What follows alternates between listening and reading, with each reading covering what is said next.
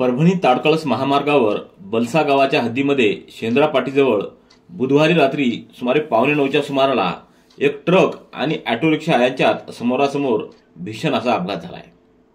या दुर्घटनेमध्ये 2 जणांचा मृत्यू झाला असून 3 जण जखमी झाले आहेत। मृतांपैकी एकाची ओळख पटली असून तो कळमनुरी तालुक्यातल्या बोथी गावातील असल्याची माहिती मिळते आहे। परभणी येथून पिंगळीच्या दिशेने निघालेला ऑटो क्रमांक MH22 P9145 आणि ताडकळस येथून परभणीकडे येणारा ट्रक यांच्यामध्ये समोरासमोर जोरदार धडक झाली। या धडकेनंतर ऑटो रस्त्याच्या कडेला जाऊन अक्षरशः चेंदामेंदा झाला।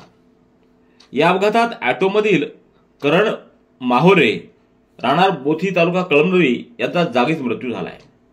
तो परभणी येथील इंदिरा गांधी नर्सिंग कॉलेजमध्ये शिक्षण घेत होता। पिंगळी येथील बहिणीला भेटण्यासाठी जात असतानाच ही दुर्दैवी घटना घडली आहे। दुसऱ्या मृत व्यक्तीची ओळख रात्री उशिरापर्यंत पटली नव्हती, तर जखमींमध्ये पिंगळी येथील दिनेश कांबळे आणि राजकुमार लोखंडे आणि एका अनोळखी इसमाचा समावेश आहे। तिसऱ्या जखमीचं नाव जयस्वाल असल्याचं प्राथमिक माहितीवरून कळालंय। त्याला परभणीच्या खासगी रुग्णालयामध्ये उपचारासाठी दाखल करण्यात आलेला आहे।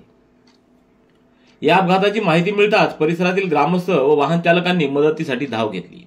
तसंच परभणीचे उपविभागीय पोलीस अधिकारी दिनकर डंबाळे, नवा मुंडा पोलीस ठाण्याचे अधिकारी आणि कर्मचारी तात्काळ घटनास्थळी दाखल झाले।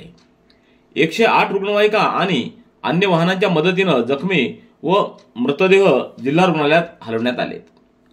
जखमींना रुग्णालयात पोहोचवण्यासाठी डॉक्टर कुलदीप चोरमले, चालक दीपक लांडगे, डॉक्टर सतीश गायकवाड, राजू साळवे, धोंडीराम साबळे यांनी पुढाकार घेतला। दरम्यान हा अपघात नेमका कसा झाला याची चौकशी पोलीस करत आहेत।